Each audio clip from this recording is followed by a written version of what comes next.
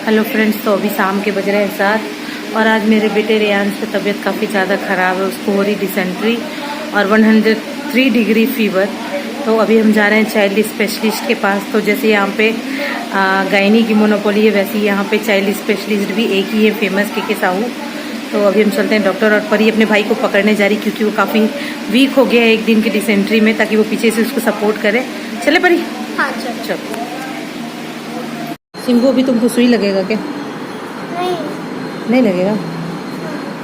और लगेगा तो कैसे करोगे? नहीं लगेगा। नहीं लगेगा बेटा, सुई डॉक्टर को बोल देंगे, ठीक है? तुमको सुई नहीं लगाएगा। इसका बच्चे, इसका बात नहीं। देखो तुम्हारी कितनी सारी दवाई है।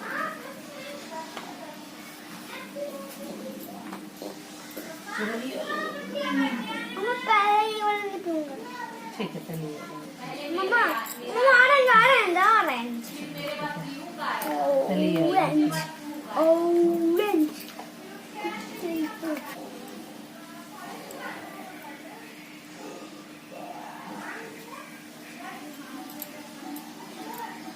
Hello and welcome to my YouTube channel friends. तो welcome to my another vlog. This is completely informative vlog. तो मुझे पता है लोगों को नॉलेज वाली चीज़ें अच्छी नहीं लगती, फिर भी तो ये वीडियो मैं बना रही हूँ क्योंकि मुझे लगा जो चीज़ अपनी लाइफ में फेस करती हूँ ना, तो वो चीज़ मुझे लगता है कि उसको मेरी ऑडियंस या व्यूअर के साथ मुझे शेयर करना चाहिए। और आपको आज मेरी वीडियो की क्वालिटी थोड़ी बुरी लग रही होगी क्योंकि मेरे बेटे ने पहले तो माइक का काम पहले तो तमाम कर ही चुका था मेरे फ़ोन का, और फाइनली उसने मेरा कैमरा भी तोड़ दिया। तो अब बैक कैमरा फ्रंट कैमरा दोनों का हाल ख़राब कर दिया है। बाकी बैक कैमरा तो उसने पूरा कुछ ही दिया है, वो नाइफ लेके ना उसने पूरा ऐसे कोच दिया, तो बैक कैमरा तो पूरा गया। तो फ्रंट कैमरे से काम चल जा रहा है, तो इसलिए मैं काफ़ी दिन से वीडियो भी नहीं बना रही थी। और मेरा बेटा रियांश भी काफ़ी टाइम से बीमार था, तो वो भी एक रीज़न था। तो आपको पता होगा मैं कुछ दिन पहले अपने ससुराल गई थी। तो जब मैं ससुराल गई थी ना, तो रियांश को अचानक एक दिन सुबह सो के उठा, काफ़ी तेज हाई फीवर था। तो मैंने कहा यार अचानक कैसे इसको फीवर हो गया। फीवर हुआ, फिर सो के उठा, उसके बाद अचानक बोला मेरा पेट काफ़ी दुख रहा है। फिर पेट दुखने के बाद फिर वो पॉटी गया, पॉटी करके आया। तो उस टाइम उसका जो टॉयलेट था वो नॉर्मल नहीं था। फिर ऐसे करके फिर उसने लोटा परेड स्टार्ट कर दिया। तो मैंने स्टार्टिंग में उसको फीवर का ही मेडिकेशन दिया था। मैं ना उस टाइम उसका पेट अपसेट नहीं था, उसका स्टमक अपसेट नहीं था, सिर्फ उसको फीवर था। तो मैंने उसको फीवर के लिए मेडिकेशन किया। मैंने उसके लिए फीवर के लिए कलपोल 250 mg, क्योंकि वो 4 years प्लस है तो उसको 250 mg लग जाता है। तो फीवर के लिए कलपोल दिया और एक एंटीबायोटिक मंगा लिया। तो मुझे लगा कि ऐसे कोई फीवर होगा, सीजनल होगा या गर्मी की वजह से होगा। फिर अचानक दोपहर बाद से ना उसका पेट खराब स्टार्ट हो गया कि पेट दुख रहा है। कुछ खाना उसने बंद कर दिया और फीवर की वजह से पूरे दिन सोता रहा। फिर मेरी दीदी ने बताया कि शायद उसको पेट स्टमक अपसेट की वजह से फीवर आ रहा है। फिर मैंने उसके लिए मेडिकेशन किया, फिर मैंने मेडिसिन पूरा चेंज कर दिया, फिर मैंने मेडिकेशन चेंज किया। तो ये चीज़ हुआ। फिर 1 डे मेडिकेशन में उसका तबीयत ठीक हो गया, तो मैंने स्टॉप कर दिया। मैंने कहा क्यों बेवजह इसको मेडिसिन देना, अब तो ठीक हो गया। नेक्स्ट डे से वो खाने पीने लगा, फीवर भी कंट्रोल हो गया। फिर 1 वीक के बाद मैं अपने घर आ गई। घर आने के फिर अभी 2-3 दिन जब भी उसको खाना खिलाऊं, हमेशा सेम कंप्लेंट, पेट दुख रहा है। तो मुझे लगा ये बहाने करता है खाने पीने के लिए, क्योंकि जनरली बच्चों को साथ यही होता है कि जब उनको कुछ खिलाओ पिलाओ, उनके मनपसंद की चीज़ नहीं होती, तो बच्चे यही बोलते हैं कि पेट दुख रहा है। तो मुझे लगे बहाने करता, फिर भी उसको ठूस के खिलाती थी। तो जब भी टॉयलेट जाता था ना, तो पेट दुख रहा है, फिर उसको टॉयलेट लगती थी। तो मुझे लगा ऐसा ही कुछ होगा, मैं इग्नोर करी थी। फिर मेरी मम्मी ने कहा कि तुम बार बार इग्नोर कर रही हो, इसको कुछ तो प्रॉब्लम है। जब से गाँव से आया एक ही कंप्लेन कर रहा है, पेट दुख रहा है। फिर नानी लोग को जानते, थोड़े सुपरस्टिशियस होते हैं, बोले कि इसका नज़र उतरवाओ, जाओ मौलवी के पास लेके जाओ, पंडित के पास लेके जाओ, थोड़ा झड़वाओ फूकवाओ। लेके गई तो पैसा बोले कि नज़र भी लगी है। तो मैंने कहा चलो ठीक है, नज़र भी उतरवा लिया। फिर भी उसके पेट में प्रॉब्लम। तो फिर अचानक से एक दिन सो के उठा, बोला पेट दुख रहा है। फिर वो गया टॉयलेट, तो उसका टॉयलेट था वो फिर अब नॉर्मल था, जो उसका स्टूल था। तो उसके बाद उसको एकदम हाई फीवर, 103 डिग्री फीवर, और काफ़ी ज़्यादा। और रियांश के साथ ये होता है ना, जब उसको फीवर होता है तो उसको हाथ पर से ज़्यादा ना उसका ये फोरहेड काफ़ी ज़्यादा गर्म हो जाता है, तो उसको काफ़ी ज़्यादा फीवर होने लगा। अब दिन भर में देखते देखते देखते देखते मैं 10 से 15 बार चला गया। और जो उसकी स्टूल की कंसिस्टेंसी होती है ना, वो म्यूकस थी, मतलब वो जैसे हम नोज से जो म्यूकस निकलता है ना, बिल्कुल वैसे ही झाग झाग सा, और कलर जो उसका ग्रीन था। तो फाइनली मैंने इस नतीजे पे क्या आई कि इसको डिसेंट्री हो गया। तो जनरली क्या होता है ना, हम डिसेंट्री और डायरिया, 2 बीमारी अपने नाम सुना होगा। हम मेडिकल स्टोर भी जाते हैं ना, अगर हमको टॉयलेट हो रहा है तो हम समझ नहीं पाते कि मतलब हम क्या बोलते थे, डिसेंट्री हो रहा है, क्योंकि हिंदी में तो नाम कोई नहीं लेता, दस्त हो रहा है कि पेचिस हो रहा है। तो हिंदी में डिफ्रेंशिएट करना काफी आसान है कि दस्त पेचिस, लेकिन इंग्लिश में जब हम बोलते हैं ना तो हम इंटरचेंज कर जाते हैं कि डिसेंट्री को डायरिया, डायरिया को डिसेंट्री। तो ये चीज मैं आज का वीडियो इसलिए बना रही हूँ क्योंकि हम जब स्टार्टिंग में होता है ना तो हम सेल्फ मेडिकेशन करते हैं। खासकर डिसेंट्री, डायरिया ऐसी चीज है जिसके लिए हम सेल्फ मेडिकेशन करते हैं। मतलब अगर मैं 100 का एग्जाम्पल लूँ तो 95% लोग सेल्फ मेडिकेशन करते हैं। इस चीज के लिए बोलते हैं अरे इसमें उल्टी टट्टी के लिए कौन डॉक्टर को दिखाए, ये तो सेल्फ मेडिकेशन से ठीक हो जाएगा। तो सेम मैंने भी किया कि जो रियांस की लास्ट टाइम की जो मेडिसिन बची हुई थी ना, तो वो मैंने इस बार दी, पर ना उससे कंट्रोल नहीं हुआ, बिल्कुल नहीं कंट्रोल हुआ। वो उसका टॉयलेट जाना बरकरार था, सेम था, और फीवर तो कंट्रोल ही नहीं हो रहा था। तो फिर फाइनली शाम को मैं डॉक्टर के पास गई, तो डॉक्टर ने मुझे एक चीज कहा कि जब कभी भी कोई कोर्स, और दिन भर फिर मैं गूगल में फिर सर्च करी, जैसे कि मेरी हैबिट है, मैंने बताया कि कोई रियांश को कोई डिसीज हो, या मेरी फर्स्ट प्रेगनेंसी में तो मैंने पूरी पीएचडी कर ली थी प्रेगनेंसी की, कि what is placenta, what is maturity, grade 1, grade 2, grade 3, what is cephalic position. तो जब मैं अपना खुद का सोनोग्राफी रिपोर्ट देखती थी ना, तो मैं खुद ही समझ जाती थी कि मेरे रिपोर्ट में क्या है, इस टाइप का। तो जब रियांश को डिसेंट्री हुआ ना, तो मैंने पूरा सर्च कर लिया कि क्या डिसेंट्री किस वजह से होता है, ये वो। तो मुझे लगा आपके साथ शेयर करना चाहिए। तो ये हुआ। फिर जब मैं डॉक्टर के पास गई ना, तो डॉक्टर बोले इतना एकदम घबराना नहीं चाहिए, कोई भी मेडिसिन का, किसी भी चीज का कोर्स होता है। तो मैंने फर्स्ट टाइम जो उसका कोर्स कंप्लीट नहीं किया, तो डॉक्टर ने बताया आपने 1 डे दिया तो बैक्टीरिया जो है वो उसका मरना स्टार्ट हुआ था, आपने नेक्स्ट डे वो स्टॉप कर लिया, तो बैक्टीरिया फिर से रीजनरेट हो गया, इसलिए वो 1 सप्ताह के बाद अपना रीजनरेट हो के बॉडी में फिर से अपना पूरा कॉलोनी बसा लिया, फिर से उसको हो गया। तो इसलिए ये बात पॉइंट करने वाली है कि कभी भी अगर डॉक्टर कोई मेडिसिन प्रिस्क्राइब करते हैं, अगर उसको कोर्स लिखते हैं कि 5 डेज खाना है, तो मतलब आपको you have to eat that medicine up to 5 days. क्यों? क्योंकि वो एक कोर्स होता है। हम क्या करते हैं, अगर 3 दिन में हमको रिलीफ मिल जाता है तो हम चौथे 5वें दिन मेडिसिन स्किप कर लेते हैं, रख देते हैं उसको, नेक्स्ट टाइम जब कभी और तबीयत खराब होगी तो खा लेंगे। तो ऐसा नहीं होता। अगर डॉक्टर ने आपको 5 डेज का है, 3 डेज का है, generally doctor 3 days, 5 days, 7 days ऐसे ऑड डेज बोलते हैं, तो आपको वो कोर्स कंप्लीट करना चाहिए। मैंने मिस्टेक किया था रियांश के फर्स्ट टाइम पे। मैंने एक दिन में ही मुझे रिलीफ लगा कि रियांश को रिलीफ हो गया। मैंने कहा क्यों बेवजह का मेडिकेशन करना, तो मैंने मेडिसिन स्टॉप कर दिया, तो उसको फिर से रीअकर हो गई वो बीमारी डिसेंट्री की। तो ये हुआ। तो अब जैसे रियांश को 3 से आज ये 4th डे उसका मेडिकेशन का, तो मैंने उसको जो मेडिकेशन डॉक्टर ने लिखा था 4th डे तक, तो आज मैंने पूरा उसको 4 दिन तक दिया, इसलिए मैं वीडियो भी नहीं बना पा रही थी। तो ये हुआ। अब मैं जो मेन डिफरेंस है डिसेंट्री और डायरिया में, ये इसलिए मैं बता रही हूँ क्योंकि हम सेल्फ मेडिकेशन करते हैं, या मोस्ट ऑफ द केसेस हम तो डॉक्टर के पास जाते भी नहीं है, और हम क्या करते हैं अपने घर की दवाई लेकर अनार खिला के, चाय पत्ती चीनी खिला के ये सब ठीक कर लेते हैं। लेकिन अगर आपको बेसिक उसका कॉज पता चल जाएगा ना, तब आपको समझ आएगा कि मेडिकेशन करना कितना जरूरी है।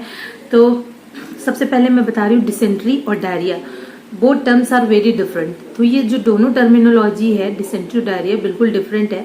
तो डायरिया का मतलब क्या होता है, वाटरी स्टूल। जो हमारा स्टूल होता है ना, वो बिल्कुल वाटरी होता है, उसकी कंसिस्टेंसी एकदम पानी पानी की तरह, जिसको हम हिंदी में बोलते हैं दस्त।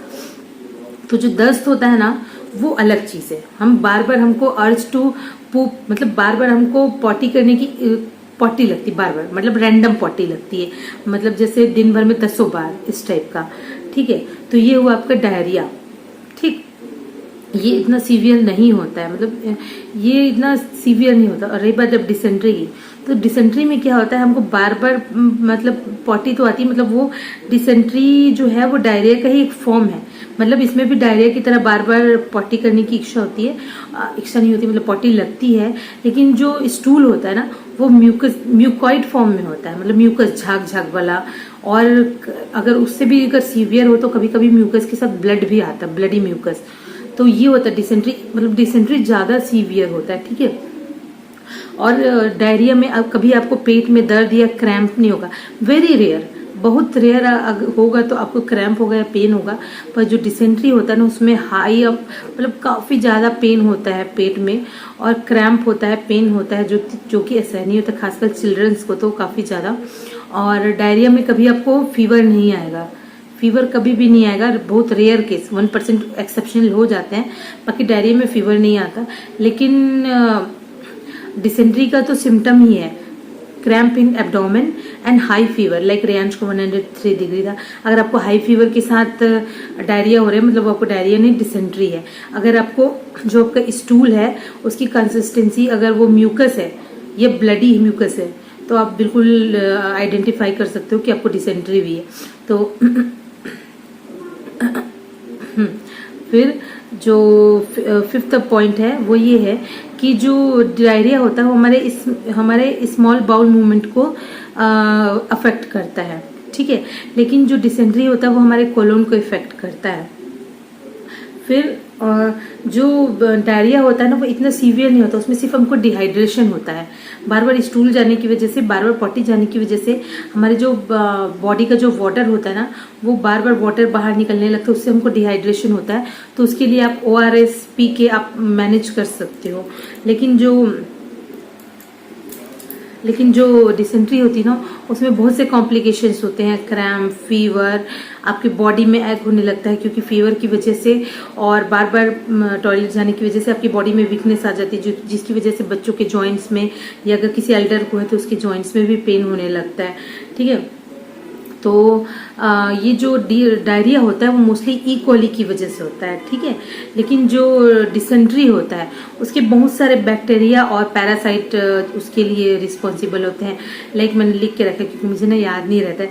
लाइक बैक्टीरियल ई कोली और सीगेला और सल्मोनेला, ये 3 टाइप्स के जो बैक्टीरिया होते हैं ना तो ये इसके लिए रिस्पॉन्सिबल होते हैं। और ये बैक्टीरिया आते कहाँ है हमारे बॉडी में, देखो जो डायरिया होता है ना वो भी कंटेमिनेटेड वाटर की वजह से, बैड फूड हैबिट की वजह से, हमने एकदम ज़्यादा ऑयली खा लिया, अगर आपने पूड़ी खा लिया या एकदम कुछ ऑयली खा लिया तो हमारा स्टमक अपसेट हो जाता है, उसकी वजह से हमको डायरिया हो जाता है। तो इसके लिए कोई बैक्टीरिया रिस्पॉन्सिबल नहीं होता इतना, लेकिन जो डिसेंट्री होता है उसके लिए बैक्टीरिया ही रिस्पॉन्सिबल होता है।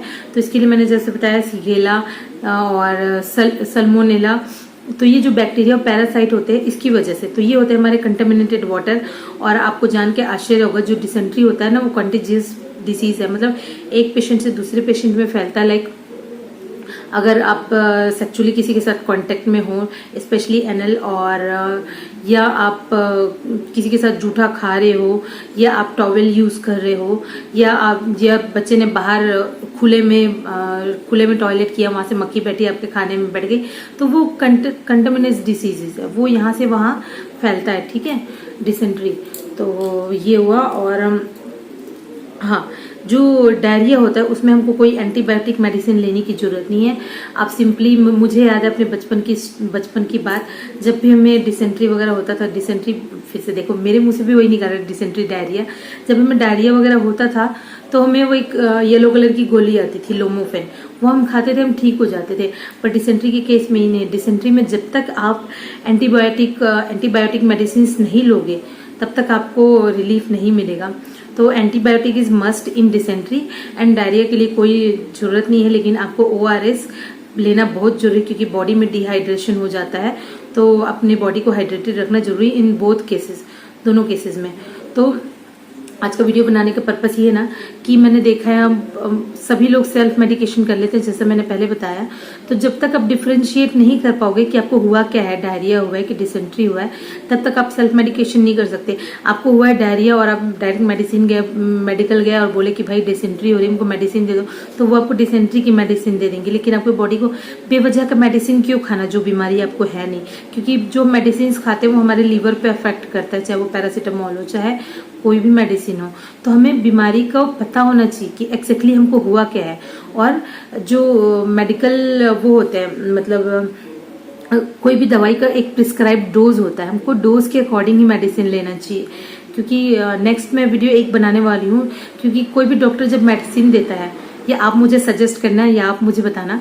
जब भी कोई डॉक्टर मेडिसिन लिखते हैं तो हमें लिखते हैं ये मेडिसिन आपको मॉर्निंग में लेना है, ये मेडिसिन आपको आफ्टरनून लेना है, ये मेडिसिन आपको नाइट में लेना है। तो कुछ तो उसके पीछे रीजन होता होगा ना, क्यों मेडिसिन मॉर्निंग नाइट, और क्यों वेट के अकॉर्डिंग। जब भी हम जाते हैं सबसे पहले डॉक्टर हमारा वेट करते हैं, वेट के अकॉर्डिंग हमें मेडिसिन या उसका डोज लिखते हैं। लाइक जैसे रियांश है, तो मैंने उसको जब फर्स्ट टाइम मेडिसिन दिया तो मैं अपनी मर्जी से 5 ml दे दी थी उसको एंटीबायोटिक, पर उसको अभी उसके एज और वेट के अकॉर्डिंग 3.5 ml लगता है। तो ऐसा होता है कि अलग अलग मेडिसिन अलग अलग कंपोनेंट्स के हिसाब से आपको डोज, तो इसलिए मैं कह रही हूँ सेल्फ मेडिकेशन कभी नहीं करना चाहिए, स्टॉप सेल्फ मेडिकेशन। तो ये वीडियो बनाने का बस यही पर्पस था, क्योंकि मैं चाहती हूँ कि मेरे व्यूअर्स, क्योंकि बहुत सारी मेरी जितनी भी 90% व्यूअर्स हैं फीमेल्स हैं और most of them are married. तो जब भी आप अपने बच्चों का ख्याल रखो तो मेरी तरह मिस्टेक मत करो, क्योंकि कभी कभी हम पढ़े लिखे लोग भी मिस्टेक कर लेते हैं, और खासकर बच्चों के हेल्थ के लिए तो करने नहीं चाहिए। आप एक बार, जैसे मेरे ससुराल में रियांश को हुआ तो मेरे गाँव का ही फेवरेट है कि मेरे परिवार का फेवरेट है, मुझे नहीं पता, एक टैबलेट आती है, मैं भूल गई, नॉर्फ्लॉक्स। तो बस पेट अपसेट हुआ नॉर्फ्लॉक्स खिला दो, दस्त हुआ नॉर्फ्लॉक्स खिला दो, डिसेंट्री हुई नॉर्फ्लॉक्स खिला दो। तो this is not the only solution कि आप कोई भी हर बीमारी के लिए, लाइक फीवर आ रहा है, किसी भी टाइप का फीवर आ रहा है, पैरासीटामोल खिला दो, ऐसा नहीं होता। फीवर भी टाइप टाइप के होते हैं, वायरल फीवर होता है, कुछ और भी फीवर होता है, बैक्टीरियल इन्फेक्शन की वजह से फीवर होता है। तो डिफरेंट टाइप ऑफ फीवर होता है, तो डिफरेंट टाइप ऑफ मेडिसिन भी लगती है, अलग अलग कंपनी अलग अलग ब्रांड होती है। सेम एज अगर आपको जो बीमारी, अगर आपको बीमारी का सही पता हो तो आप सही टाइप से मेडिकेशन भी कर पाओगे, तो आप इंटरचेंज नहीं करोगे। अगर आपको डायरिया हुआ है तो मेडिकल में जाओ, बोलो मुझे डायरिया हुआ है, तो वो डायरिया की दवाई देंगे। अगर आपको डिसेंट्री हुई तो आप बोलो मुझे डिसेंट्री हुई, तो आपको डिसेंट्री की दवाई देंगे। तो सेल्फ मेडिकेशन बिल्कुल नहीं करें, और आप अपनी अपने डिसीज को आइडेंटिफाई करें कि आपको एक्चुअली हुआ क्या है।